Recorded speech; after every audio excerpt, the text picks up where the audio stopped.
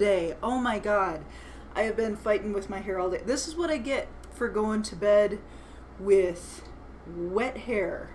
I get this massive, like, werewolf kind of a look happening here, and I don't know where my hat is. So y'all are just gonna have to enjoy this bedhead that I'm serving today, because it is not going away until I get it fully wet again. I've got ridiculously unmanageable hair.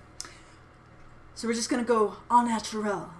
Cause you make me feel like a natural. We're gonna talk about organic food.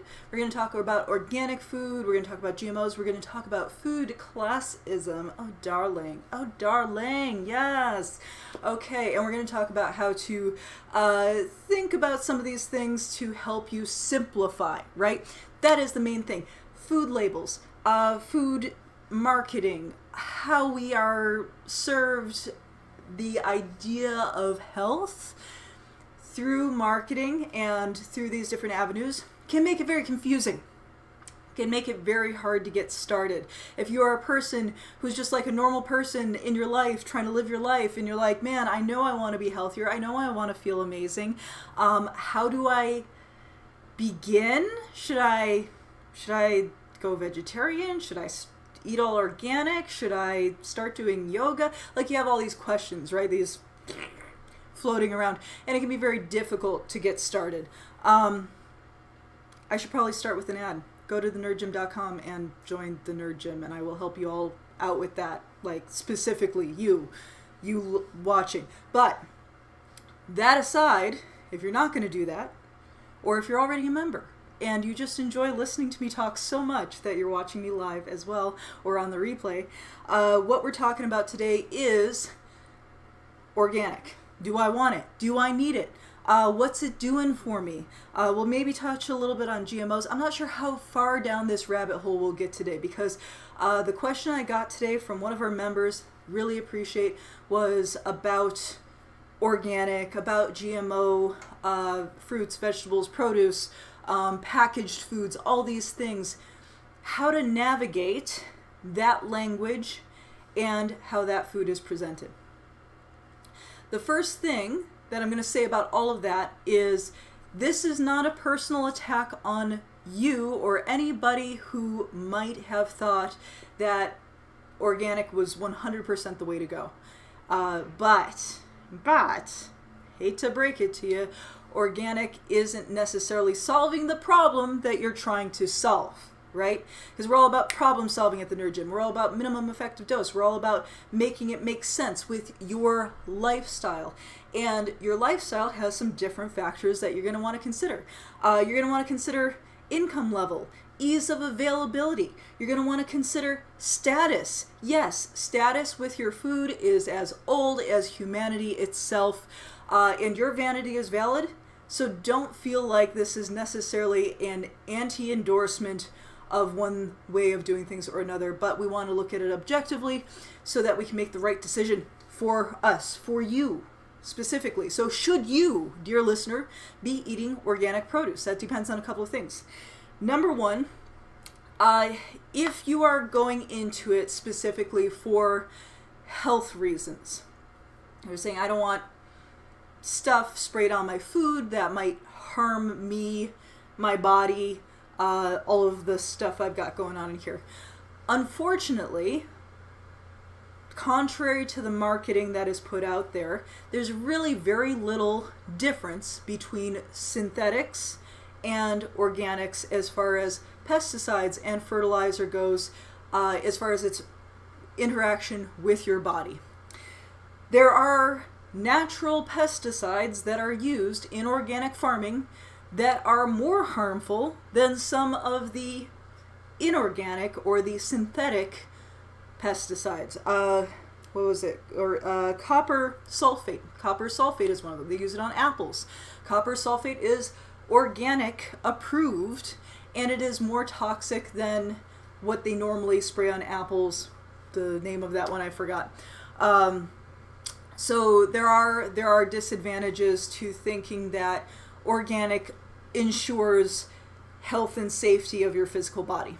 So what about the environment? Maybe you say, well, okay, I'll take it or leave it for the body part, but what about the environment? What am I going to do to lower my carbon footprint? Organic, right? Unfortunately, again, when you look at side-by-side comparisons of traditional farming with pesticides that are synthetic and fertilizers that are synthetic versus farming methods that do not require these things but you rely on, traditional is a weird word, right? There's like current traditional and there's like before traditional. How do we call it? So organic and inorganic farming, in any case, they have overall the same carbon footprint. Organic farming requires far more land usage because the crops need to be rotated, whereas with inorganic farming they can be more condensed with it. So total outcome carbon footprint is about the same. The inorganic farming requires more energy, more electricity, that kind of stuff. The organic farming is going to require more total land usage to rotate crops. So health for the body, meh, they're about the same. Health for the environment, meh, they're about the same. So why is organic such a big deal? Part of it is exploring different ways to do things, right? But the biggest part of it has to do with marketing. This is something that the public essentially is demanded and is getting. They are telling you, okay, this is organic, that means it's going to be better for you, this means it's better for the environment, but not necessarily, right? So what is truly better for your body then? Okay, it doesn't matter if it's organic or not organic. What should I be focused on? Number one, get more vegetables in your diet. My hair is distracting me. It's so bad. Oh my God. Get more vegetables in your diet. I cannot emphasize that enough. Get more vegetables in your diet. Okay? So whether they're organic or synthetically farmed vegetables, more fiber, more micronutrients are fabulous. They get to mark up the prices significantly when it comes to organic things, and sometimes that's because it's more intensive a process with rotating the crops and that kind of thing, and sometimes it's just plain old marketing, right? There's not even a national or an international standard for what qualifies as organic, so it's really kind of all over the map. It's kind of a crapshoot, but the idea of organic is what's being marketed.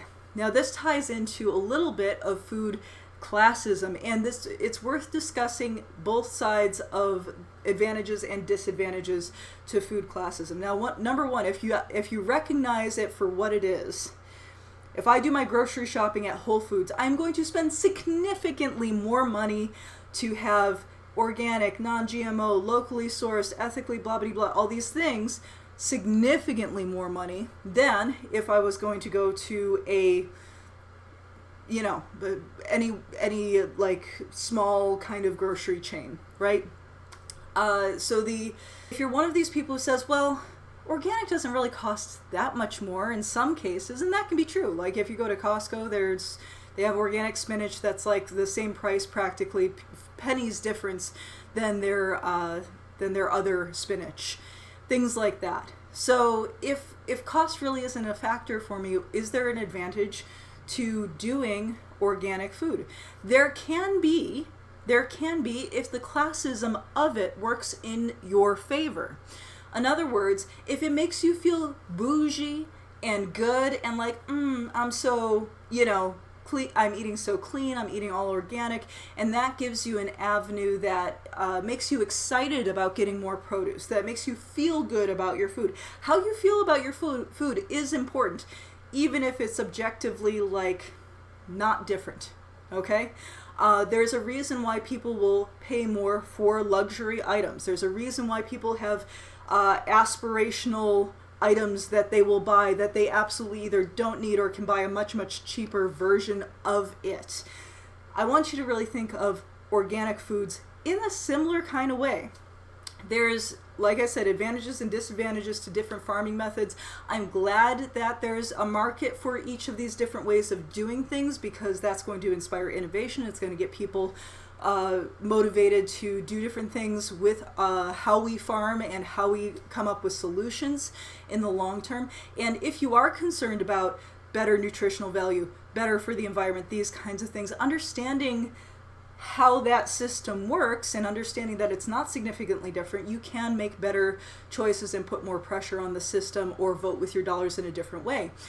Getting local produce, stuff that doesn't have to travel on a truck, is the best way to vote with your dollars if things like micronutrients and better for the environment is important to you. That's the best way to support that. If you have local farmers markets, local farmers that you can get produce direct from, that is the best way to support that lifestyle, that lower carbon footprint, is get stuff that doesn't have to travel, that doesn't have to sit in a warehouse, that doesn't have to have all these different steps between you and it.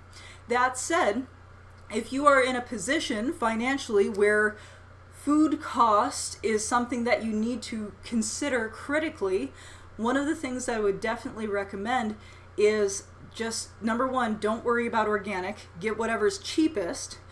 Number two, go for frozen vegetables. This is one of the big things that I can recommend to anybody who's struggling financially, is make frozen vegetables your go-to, and that's for a few reasons. Number one, people who are financially stressed generally don't have a whole lot of time allotted to meal prep. The act of bringing home the fresh produce, washing it, peeling it, slicing it, preparing it, doing all of these things take valuable time and resources. Chances are, if you are in a poverty state, you're already working too many hours for too little pay, and you don't want to then allocate more time to washing, chopping, prepping vegetables. The nice thing about getting frozen is not only do you not have to wash, chop, prep them, you just have to thaw them or cook them with whatever you're eating. They last in the freezer a long time, so you don't have to worry about waste. You don't have to worry about them going bad. And in general, the micronutrients, the vitamins, minerals in those vegetables is going to be more well preserved, more intact, because they were frozen right after harvest in most cases. They weren't sitting for weeks on a truck and then weeks in the grocery store. So, in general, organic doesn't matter for your health or the health of the planet. And I'm sorry if I just shattered any illusions that you have. That's the truth of it. Now, that said, there are times where even though I know this, when I go to the grocery store and I look at the selection available, Sprouts is one of my favorite grocery stores. It's a very kind of upper middle class sort of a grocery store with all of the healthy versions of chips and healthy versions of macaroni and cheese. It's all the same shit, by the way, but I enjoy it. And I look around at the produce, and sometimes I say, oh wow, those organic zucchini look way better. They look fresher. They look more vibrant than the inorganic. And pennies difference, I'm going to go with what looks better, right? I have options where I can look at things and be like, oh, well, that looks better. I'm gonna get the organic of this one, the not organic of that one. And when I get it home, I'm going to wash it all anyways, wash any residue, pesticides off of it anyways, and prep it if I actually have time for all that. There are times when I go the frozen vegetable route just as a time saver. The other thing that you might consider is if there is something like powwow in your neighborhood. So if you're in Tucson, you probably know what powwow is. That's Produce on Wheels Without Waste, and that is a organization that takes produce that would typically go to a landfill because it wasn't bought up by the grocery stores. They take that produce and they sell in huge batches, like 60 pounds for $10, something like that. And you go to, and it's usually in a church parking lot or a warehouse. Like randomly, they'll have different kind of pop-ups around where you go, you get a big box of produce. So this is a really fantastic option. Number one, if you have it in your neighborhood, and number two, if you are mentally, physically, and time-wise prepared to do a lot of vegetable prep, because I've done the powwow thing before and come home with literal crate full of cherry tomatoes that were perfectly good at the moment, but gonna go bad in a minute or two if I just let them set. So just doing that alone, processing those cherry tomatoes, like making them into sauce and soup and freezing some and oven roasting some and all this time, that was a whole day's work, right? Or if you have people to split this produce with, that's great. If you are taking advantage of things like your community food bank, you may not have a whole lot of choice about what you get, but in general, if you're trying to increase the quality of your food, of your intake for your body, for your family, increase the vegetables. There's absolutely no way you can go wrong by increasing the amount of vegetables that you are eating. And don't worry about if it's organic or not. Just get what works for you, price-wise, what's appealing. And if it does make you feel good, if it gives you the warm fuzzies, even knowing what I just told you, if it still gives you the warm fuzzies to buy organic and you can afford the extra dollars to do that, then buy organic. Absolutely. There is something to be said for feeling, elitist isn't the right word, but it's the word I'm going to use, feeling elitist about your food, right? There are times when I'm on a meal plan, for example, if I'm feeling deprived, if I'm like, I don't want to do chicken and broccoli again, boo. I can go to the store and be like, oh, well, I'm going to treat myself. I'm going to treat myself to a nice cut of fresh ahi tuna. Like, that's some spendy protein, y'all. And so I can say, oh, well, this is me treating myself. If I've got the extra dollars to spend, then I can do something like that. Same thing like if you're trying to make a health change, make a shift, and shift your identity, because how you identify with the stuff around you, the food around you, can help you make that shift into a healthier lifestyle. So if it helps you transition your mindset to go in for the spendier ingredients, then do it. But you can eat perfectly healthy without ever worrying about whether your produce is GMO or organic. Let's see. I will go into GMO in an entirely separate episode, y'all. The short version on GMO is the actual genetic modification itself is not bad, but the food industry and some of the companies that use this are fucking evil. So that is the problem with GMO. It's not the science itself. The science itself could actually save humanity and is awesome, but the evil companies and corporations that use it for their own wicked ways, that's where it gets a bad rap, and that's where we get into trouble with it. Until then, what kind of vegetables are you going to eat today? That's what I want to know. Go ahead and drop them in the comments.